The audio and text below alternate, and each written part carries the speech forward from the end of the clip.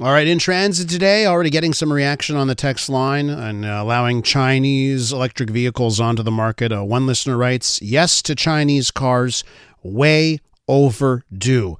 But let me throw something at you, because Canada is considering whether or not to reopen its market to Chinese-made electric vehicles. But there is a growing chorus of concern that is echoing the cautionary tale from Australia, where an influx of affordable Chinese cars reshaped the domestic auto sector in that country. So Canadian policymakers, we're at a crossroads, and we're trying to balance everything, it seems, right? The need for cost-effective, zero-emission vehicles, dealing with the United States, right, and what's happening in that trade war with Donald Trump and his administration, and also trying to safeguard the industry we have here in this country in making vehicles. Let's go to a man now who's always been at the table, and I mean it, in trade negotiations for this country. Flavio Volpe is with us from the Automotive Parts Manufacturers Association, president, in fact, of the APMA. Flavio, welcome back to the show.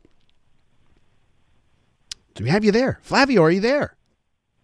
Oh, I'm here. Sorry. Thanks for having me on. No problem. So, listen, balancing act here. Why don't you tell us about maybe cautionary tales first? To the listeners who are sending me notes saying, gimme cheap Chinese cars, how would you caution them? Gimme cheap Chinese TVs, appliances, solar panels, aluminum, steel, cell phones. All of those things start with, like all of us, we got to stretch a dollar. The cheapest way to do it is to get the Chinese goods. And then remind me again what happened to all the jobs in this country that made all those things. The last great Canadian super company, Research in Motion, BlackBerry, they're no longer in business. Nortel, the last major one before that, they're no longer in business. And who's taken up that volume? I mean, Foxconn on the phone side, and Huawei, who, by all accounts, stole a whole bunch of IP from Nortel. And we all know this story. And look, I'm as big an enthusiast of EVs as anybody in this country. We built Project Arrow, Canada's first zero-emission vehicle prototype, and we're building 5 more prototypes in the hopes of starting something here.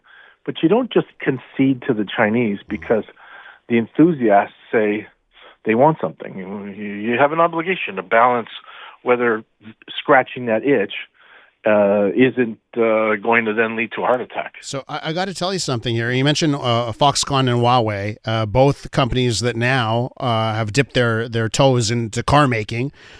So that's not lost on me. But the other thing here, I know you've had your issues with the Trump administration and Donald Trump and how they've handled things.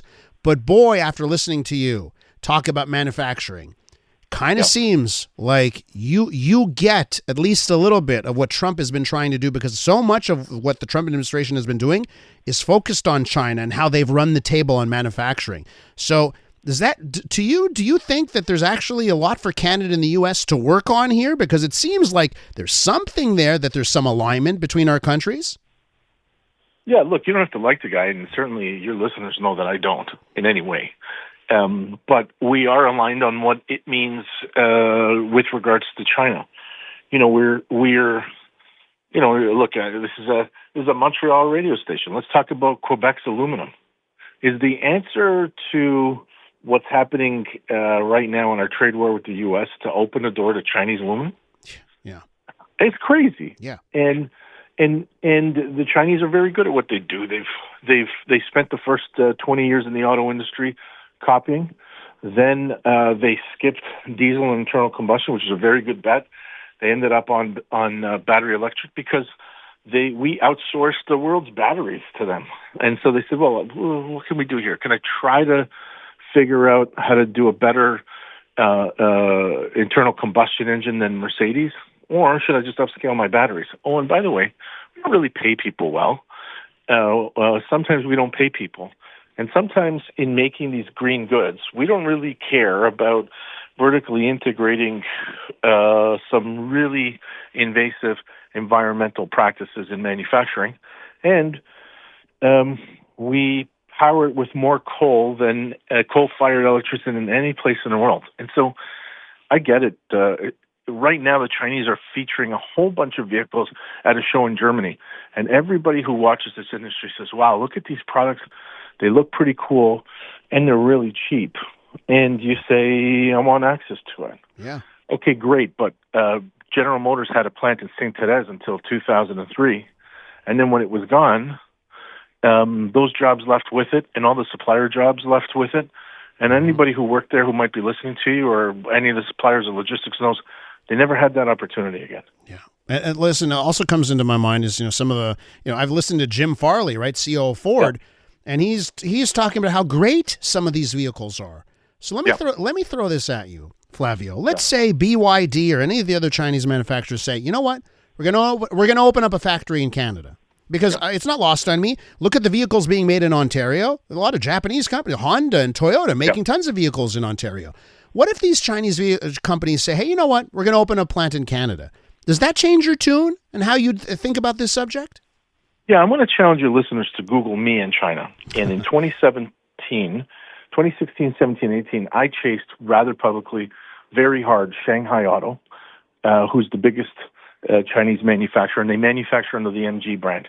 And we talked to Guangzhou Auto, we talked to BYD, and we said, okay, look, if you're going to eventually manufacture in North America or sell in North America, let me chase you for Canada. And these are state-owned companies. They are, all of the misgivings that we have are still true, but what we said was, hey, look, I represent suppliers. There's no sense in just always fighting. Let's see if we can work together. Well, in 2018, the White House asked us to arrest the CFO of Huawei, and it blew up the whole effort. The Chinese don't want to manufacture here. They've now figured out, with an extra 5 or 6 years of practice, they'll just flood the market. Oh, you want to put a tariff? No worry, we'll lower the price. They're, a lot of people saying, well, just chase the Chinese like you did the Japanese. They're not in the business. They know that they don't know that the Chinese won't be chased. And by the way, I would rather watch the investments we've made over the last 3 or 4 years with the Japanese, the Germans, PowerCo, Volkswagen and St. Thomas, and the Americans bear some fruit before I give up, because some enthusiast groups that are disguised as stakeholder groups say, we need those Chinese cars. We're doing ourselves a disservice. Remember that the Chinese are no friends of Canada. And if you need a history on how they react in 2018, you can have Michael Kovrig on your show. Flavio, points very well taken. Let me throw one thing at you before I let you go. And that is, there are people that say, listen, one day Chinese cars will be here. And by delaying, what we're doing is training the manufacturer. And by the way, all the manufacturers on this side of the globe, right? So the Americans and the Canadians and the Mexicans.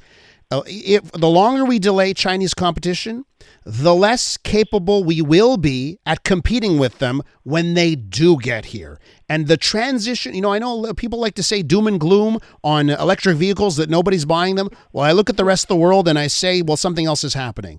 So what about that? What about the notion that if we try and delay this, long term, we're going to be doing more damage to our competitiveness?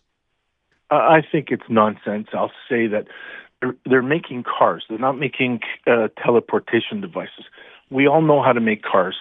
If you pick apart a Mercedes S-Class, it's the greatest car in the world. The difference between that and the Chinese offering is, what's the price of purchase?